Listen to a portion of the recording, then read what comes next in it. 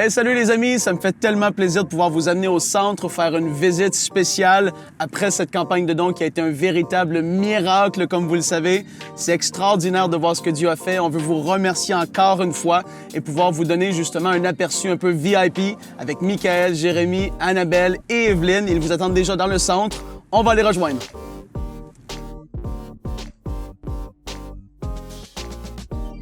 Bienvenue dans le hall d'entrée du centre EMCI. Comme vous le voyez, les travaux avancent vraiment bien. Les vitres de la future cafétéria ont déjà été posées. L'électricité, les conduits de ventilation ont commencé à être installés. On a vraiment hâte de pouvoir vous accueillir dans cet endroit lorsque les conférences EMCI pourront commencer au courant de l'année 2022. Je vous laisse aller retrouver Annabelle pour visiter le coin bureau.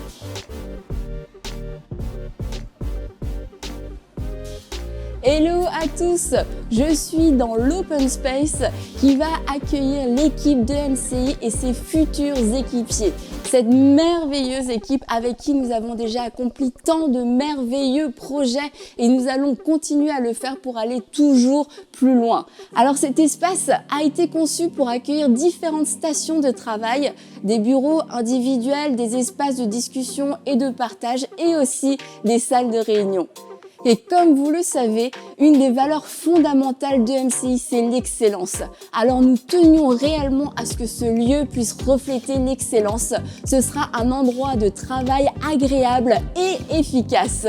Et nous croyons et nous allons tout mettre en œuvre pour que EMCI soit un des meilleurs endroits où travailler.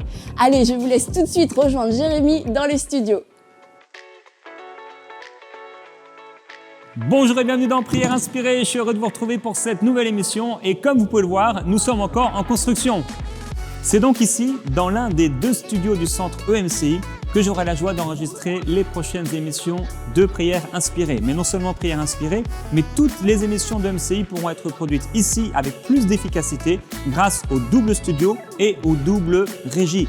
Ça va nous permettre de produire beaucoup plus d'émissions et bien sûr, ça va avoir un impact direct sur la qualité de la chaîne, mais également sur le nombre de fruits portés pour la gloire de Dieu dans vos vies et celles de vos amis. Frères et sœurs, je me tiens actuellement devant l'auditorium du centre EMCI et comme vous pouvez le voir derrière moi, la construction a bien avancé. Il manque encore la mezzanine, les finitions intérieures, mais la mezzanine sera faite très bientôt et il y aura une capacité d'environ 1000 places assises. Et on va vivre ici des programmes extraordinaires, on en parle depuis des années et j'ai tellement hâte de voir ce que le Saint-Esprit va faire dans ce lieu avec des orateurs qui vont venir ici, des hommes et des femmes de Dieu oints remplis du Saint-Esprit. Les âmes seront sauvées, touchées, délivrées, guéries. Ça va juste être merveilleux et on va pouvoir le diffuser dans les nations pour qu'un maximum de foyers puissent entendre parler du Seigneur Jésus et être touchés. On va également faire dans ce centre des programmes, comme vous le savez, en live avec du public, ce qui va pouvoir amener la chaîne à une toute autre dimension. Et je veux terminer encore une fois et vous remercier de tout cœur au nom de toute l'équipe de EMCI, au nom du Seigneur, pour votre générosité et votre participation à cette merveilleuse campagne. Et on aura la joie de vous recevoir, je l'espère, l'année prochaine, de toutes les nations, vous recevoir ici, frères et sœurs, pour célébrer ensemble le Seigneur et vivre des temps merveilleux dans sa présence. Que Dieu vous bénisse.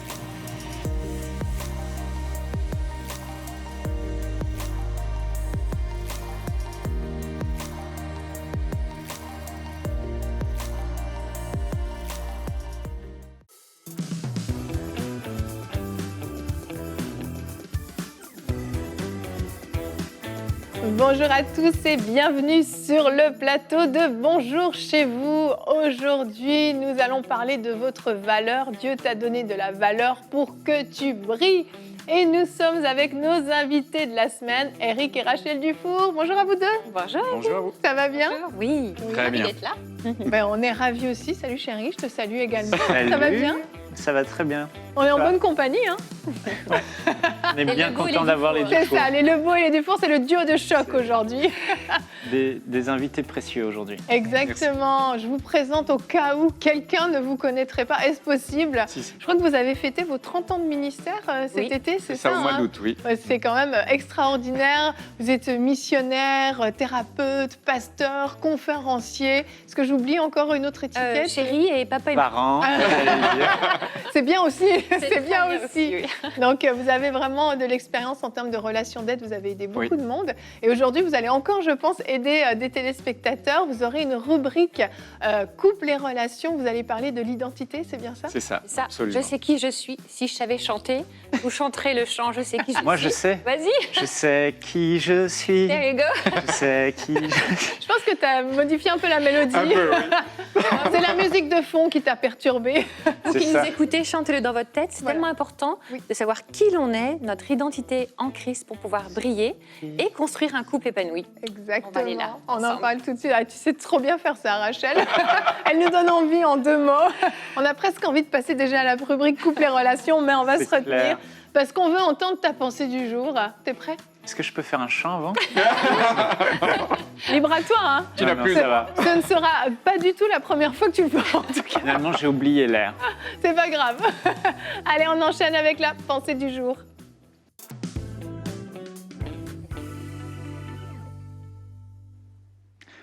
Alors aujourd'hui, j'aimerais vous parler de votre valeur. Tu as de la valeur. Et je vais vous raconter une petite histoire. C'est l'histoire de la reine d'Angleterre, il y a bien des années de cela. Elle en avait marre de vivre dans son grand palace avec la vie de roi, etc. Et elle a décidé de choisir d'habiter dans une maison. Alors elle va parcourir la ville de Londres, elle va tout parcourir, elle va regarder les maisons et elle va en choisir une. Et cette maison qu'elle choisit est une maison humble, une maison modeste, une maison qui n'a pas forcément d'éclat, d'apparence où tout le monde la regarde, mais elle a choisi d'habiter là. Et figurez-vous, ce qui s'est passé, c'est qu'elle l'a choisi, elle l'a aimé, et en plus de l'avoir choisi, elle a choisi d'y habiter. Et tout à coup, cette maison dont personne ne parlait, cette maison qui semblait insignifiante, est devenue la maison avec la plus grande valeur à Londres et même dans toute l'Angleterre. Pourquoi ? Parce que la valeur de cette maison a été définie par celle qui y habitait et la reine d'Angleterre a décidé d'y habiter. Et la maison qui semblait d'apparence moindre a pris tout à coup une grande valeur et tout le monde en parlait, c'était la maison. Elle a rayonné davantage que le palais royal, etc. Parce que la reine a choisi d'y habiter. Et frères et sœurs, j'aimerais aujourd'hui vous partager cette vérité. Paul le dit dans 2 Corinthiens au chapitre 4 et au verset 7, il dit « Nous portons ce trésor dans des vases de terre afin que cette grande puissance soit attribuée à Dieu et non pas à nous. » Le Seigneur Jésus nous a aimés, il nous a choisis, il est venu habiter en nous, Dieu nous a rachetés, non pas avec de l'or et de l'argent, mais il nous a rachetés avec le sang précieux, la vie de celui qui avait le plus d'importance dans tout l'univers, Jésus-Christ de Nazareth. Il a donné son propre Fils pour nous racheter entre les mains du diable, nous acquérir, et plus que nous choisir, plus que nous racheter, il a décidé de faire de nous sa demeure. Et tu es réellement la demeure de Dieu. La Bible dit qu'on est le temple du Saint-Esprit. Je ne sais pas si vous réalisez cela, mais Dieu a choisi d'habiter en vous. Et parfois, on se regarde, on se dit, mais je ne suis qu'un vase de terre, je semble inutile, on se compare aux autres. Mais en réalité, ce qui donne la valeur à ce vase de terre que nous sommes, c'est le trésor que Dieu a choisi de faire habiter en nous, le Saint-Esprit. Et le Saint-Esprit est celui qui fait littéralement vivre Christ, le Fils de Dieu, à l'intérieur de vous. Alors, aujourd'hui, je veux vous encourager. Ne vous regardez pas votre valeur à partir peut-être des talents que vous jugez ne pas avoir, ou regardez, vous dites, je ne suis pas assez ci, je ne suis pas assez ça. Mais regardez celui qui vous a vu le premier, qui vous a tant aimé. Il s'est arrêté sur votre vie, il vous a choisi, il vous a racheté au prix précieux du sang de Jésus. Et en plus, il a fait habiter en vous ce qu'il y avait de plus précieux, son esprit, afin que littéralement, Jésus-Christ habite en vous. Imaginez-vous, l'adresse de Dieu, c'est vous. Vous êtes sa demeure et vous avez, à cause de la présence de Dieu en vous, toute la valeur la plus précieuse qui soit. Vous êtes... la Bible dit que Dieu chérit l'esprit qu'il a fait habiter en nous. Et vous êtes la demeure du Saint-Esprit. Alors aujourd'hui, considérez le regard que Dieu a posé sur vous, considérez le fait qu'il habite littéralement en vous et réalisez la valeur que vous avez. L'Esprit de Dieu habite en vous. Amen. J'aime trop la petite analogie avec la reine d'Angleterre. C'est une histoire vraie? Non, je l'ai C'est inventé. ça, hein, je me disais. Je voulais juste rectifier la vérité au cas où. Je l'ai inventé. C'est une super Mince, tu m'as eu là, je me disais, waouh, où est-ce qu'elle est cette maison? Je l'ai inventé ce matin à mon réveil. Faut préciser quand c'est une invention. Voilà. C'est fait. J'ai clarifié, j'ai rétabli la Tu vérité. connais ton mari. C'est ça, oui. Moi, je me disais, je la connais pas celle-là. En tout cas, c'est une image magnifique Oui, qui nous permet de garder ce visuel de l'Esprit de Dieu qui habite en nous et qui nous permet de briller vers l'extérieur. D'un seul coup, cette maison, elle est devenue... Elle est sur la carte, en fait, on the map, comme on dirait chez nous, parce que l'habitant avait de la valeur. Personne célèbre y habitait. Et c'est une image magnifique pour nous aider à dépasser les défauts que l'on voit en nous et donner envie à l'extérieur. En fait, cette maison, elle donne envie. Ben, nous, parce que l'Esprit de Dieu habite en nous, on peut donner envie et briller à l'extérieur. Exactement. Magnifique. En fait, si Très on belle se image. regardait dans le miroir et qu'on arrivait à voir à l'intérieur plutôt que voir à l'extérieur, ça changerait tout parce que le Saint-Esprit a choisi de faire sa demeure dans nos corps. Ouais. C'est extraordinaire quand même. Et oui, c'est ça qui nous a donné de la valeur. Et parfois, dans ce monde, on a de la valeur parce qu'on a des diplômes, parce qu'on a peut-être des parents importants ou un héritage important, une richesse même. Mais en fait, la valeur dans le royaume de Dieu, elle est quantifiée de manière complètement différente. Elle ne dépend pas de ce qu'on a fait, elle dépend de qui vit en nous et finalement juste de notre capacité à nous abandonner encore plus entre les mains de Dieu. Et c'est assez fou quand même, Ouais, je trouve. ouais. Je pense qu'on a trop souvent le réflexe de déjà voir ce qui ne va pas chez nous et de le souligner uniquement et de ne plus voir que cela. Comme on dit, si on a un drap blanc avec une tache noire au milieu, on va tous focuser sur la tache et non pas le reste du drap qui est toujours propre, quoi. Et donc c'est la même chose quand on se regarde. Apprenons à regarder ce qui est bon en nous, ce que Dieu a mis en nous, ce qu'il fait au travers de nous, ce qui nous permet de briller. Et peut-être ayons un regard différent, arrêtons de faire le focus uniquement sur ce qui est négatif. On est tous un être qui est en progrès, qui est en progression. Le Saint-Esprit travaille en nous. Et prenons l'habitude peut-être d'abord, même en commençant la journée, de se dire, ça, merci Seigneur pour tout ce que tu as fait dans ma vie, merci pour ce que tu m'as donné, merci pour qui tu es en moi. Et ça va nous donner un meilleur départ dans la journée. Amen, amen. Et on peut regarder tout de suite notre verset du jour, qui aujourd'hui est dans Romains 8 au verset 19. Aussi, la création attend avec un ardent désir la révélation des fils de Dieu. Alors c'est certain que la révélation, ce sera lorsqu'on aura notre corps glorifié à la fin, mais réellement, ce monde a besoin de voir notre lumière. Ce monde a besoin qu'on brille, en fait. Notre lumière vient apporter la paix, vient apporter la joie, vient apporter l'amour et vient chasser les ténèbres. Et c'est pour ça qu'en fait, notre valeur, elle est importante sur cette terre. Et le fait d'avoir conscience de notre valeur va nous permettre de briller encore davantage parce que justement, on va laisser jaillir ce que Dieu a mis en nous vers l'extérieur pour être une lumière dans ce monde parce qu'on a tellement à donner de ce que Dieu a mis en nous. C'est clair. Je crois que j'aimerais revenir sur ce que Paul disait, ce trésor, nous le portons dans un vase de terre. Et c'est vrai que le vase de terre n'a pas forcément d'apparence pour attirer les regards. Mais pourtant, Dieu a mis en lui ce grand trésor. Quand on regardait dans l'Ancien Testament, on voyait l'Arche de l'Alliance. Ouais. Ils ont pris l'Arche de l'Alliance et ils ont voulu, même quand l'Arche de l'Alliance était allée chez les ennemis, ils ont récupéré l'Arche de l'Alliance pour la ramener à Jérusalem et la mettre dans le temple. Et toutes les nations de la terre venaient dans ce temple parce qu'il y avait dans l'Arche de l'Alliance la présence de Dieu. Ouais. Et Dieu résidait là. Et je crois qu'il y a vraiment quelque chose qu'on doit comprendre pour réaliser sa valeur, c'est de, oui, réaliser, comme on l'a dit, à quel point Dieu nous a aimés, à quel point Dieu nous a choisis, etc. Mais quand on réalise réellement qui on est devenu, quand même cette habitation de Dieu, on réalise vraiment notre valeur. Ce trésor qu'on a en nous, Christ en nous, c'est juste extraordinaire. Et je me souviens quand ma femme, elle était enceinte, elle venait d'apprendre par un test de grossesse qu'elle était enceinte. Et je me souviens, elle est arrivée, et les larmes ont commencé à couler. Elle me dit, je suis enceinte, je suis enceinte. Je dis, mais pourquoi tu dis que tu es enceinte ? Et elle me dit, parce que le test de grossesse m'a dit que je suis enceinte. Et elle montrait son petit test de grossesse. Et moi, j'étais là, j'ai dit, mais je regarde son ventre, je regarde le test de grossesse, je regarde son ventre, je regarde le test de grossesse. Je dis, mais il n'y a rien qui a changé. Incrédule. Mais pourtant, ma femme a commencé à rayonner, Eh oui. son humeur a changé, la joie a changé, son alimentation a changé, sa posture a changé, sa démarche a changé. Son ventre n'avait pas grossi, il n'y avait que quelques semaines, et elle commençait à toucher son ventre.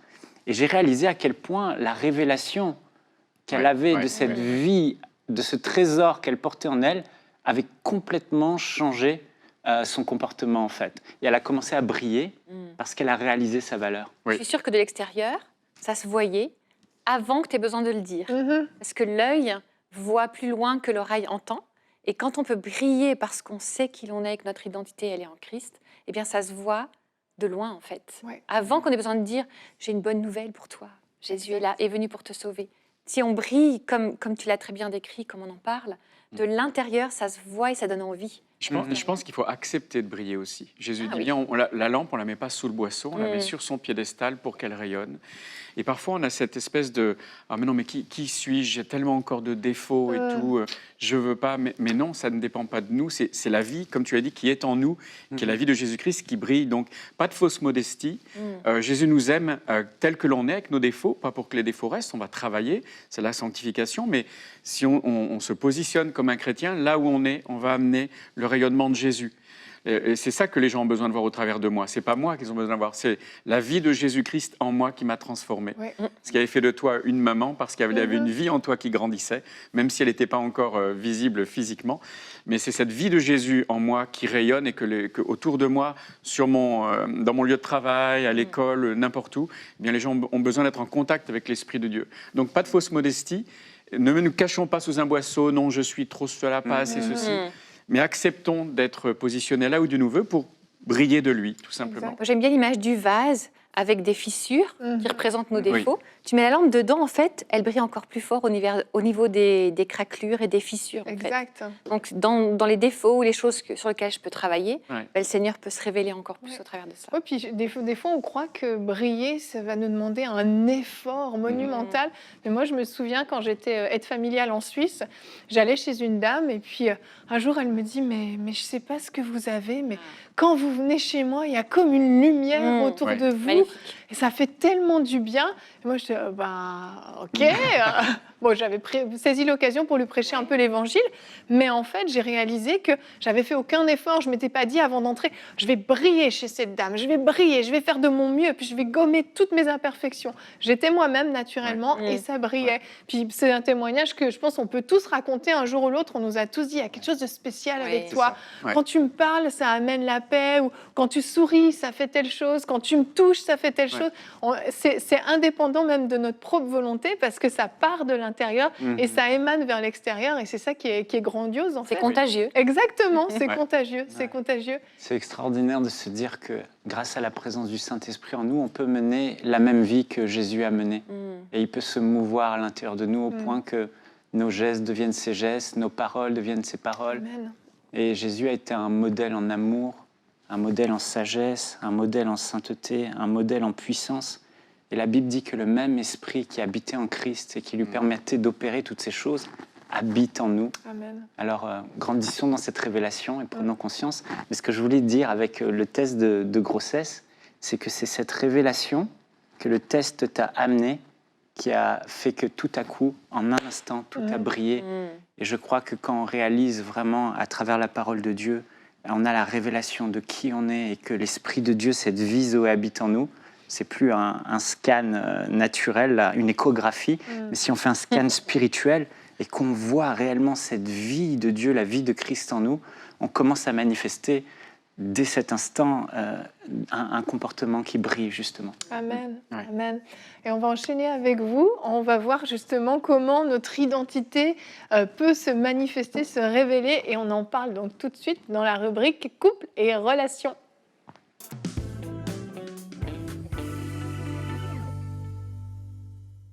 Alors Eric, je te donne la parole, c'est toi qui commences. Notre identité qui est cachée en Jésus-Christ, on t'écoute. Oui, en fait, on se rend compte dans le travail que l'on fait que beaucoup de personnes souffrent de non-compréhension de qui ils ou elles sont en Jésus-Christ. Et je pense que tant que le diable réussit à mettre la main sur cela et à nous faire oublier qui nous sommes véritablement, et on peut passer à côté de notre vie, on peut passer à côté de quelque chose de magnifique que Jésus veut pour nous. Notre identité, elle est cachée en Jésus. Souvent, on se dit, bon, comment je peux être mieux, comment je peux être quelqu'un qui va rayonner. Comme tu le disais tout à l'heure, en fait, il suffit d'être soi-même, il suffit de réaliser une révélation que ce Jésus qui est mort pour moi à la croix vit aujourd'hui dans ma vie, dans mon cœur. Et avant de constituer un couple, on est déjà une addition de 2 identités. Souvent, on entend, mais quand je serai dans le couple, alors je serai... Mais non, il faut d'abord que tu sois toi-même, que tu sois épanoui dans qui tu es. Et alors, une fois en couple, tu pourras apporter quelqu'un déjà d'épanoui à l'autre. Et j'aime ce verset qu'on trouve dans l'épître de Paul aux Colossiens au chapitre 3, les versets 3 et 4 qui nous disent « En effet, vous avez connu la mort et votre vie est cachée avec Christ en Dieu. Et quand Christ, notre vie, apparaîtra, alors vous apparaîtrez aussi avec lui dans la gloire. » Et comprendre qui l'on est fait partie de cela. En fait, notre vie est cachée en Jésus. Plus je m'approche de Jésus-Christ dans ma vie au quotidien, plus je meurs à moi-même, plus en fait je vais découvrir le vrai Éric, le vrai Michael qui est en Jésus. Souvent on dit la mort à soi-même, c'est triste, c'est lourd, c'est pénible, Dieu va nous écraser. Dans le mot, la mort à soi-même, ça fait peur. Oui, c'est clair. Voilà, déjà, et puis je peux pas être moi. Non, c'est tout l'inverse. Quand je donne ma vie à Jésus-Christ, en fait, je vais ouvrir un monde de possibilités pour découvrir le vrai moi.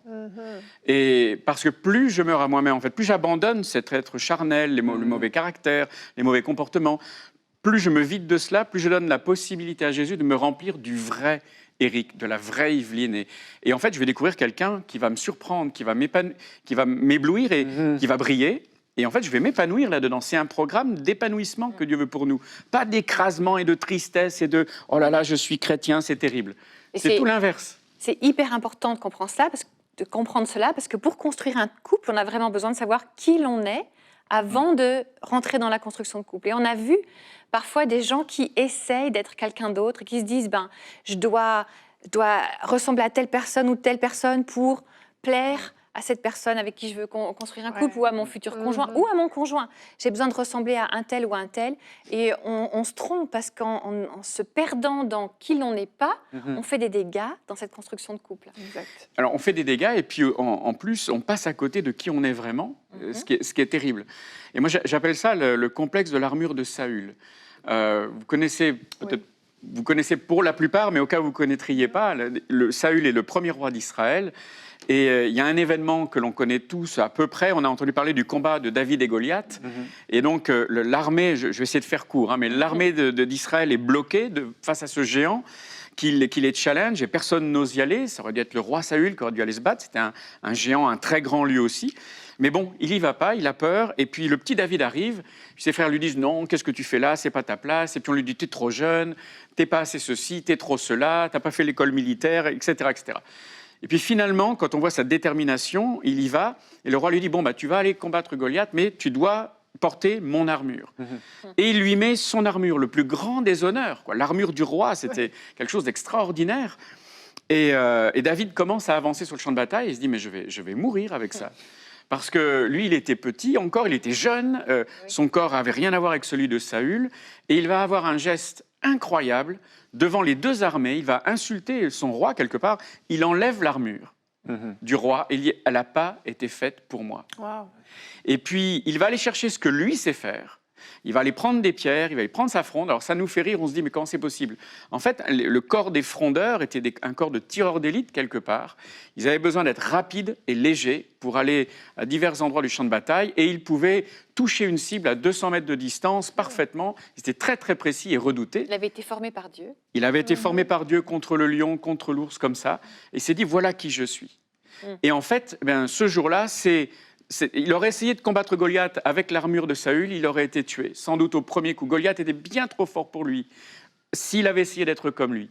Mais en étant parfaitement lui-même, il est entré dans sa destinée, il est entré dans ce que Dieu avait prévu pour lui.